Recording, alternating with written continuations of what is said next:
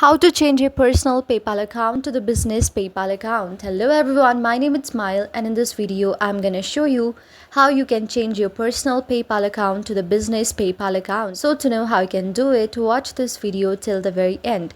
First of all, you need to go to your Google browser because this thing cannot happen on your Google PayPal application that you have on your mobile device, either iPhone or Android. Either you should use your PC or you can use the browser, any browser. Here I choose the Google Chrome, and you can simply log in to the PayPal account from the Google browser. After logging in, you can see there is three vertical lines on the top left side. Just tap there.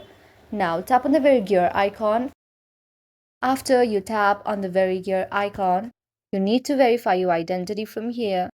And if you have already added your credit card here, then you can see the information of your personal account, and also you will see there is something written update your personal account to business account.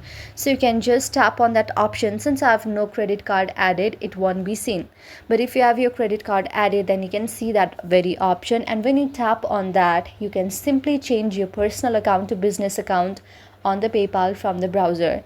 Do try it and see if it works or not. I hope you like the video. If you like the video, then please do hit the thumbs up and subscribe button, and also comment in the comment section below. Thank you for watching.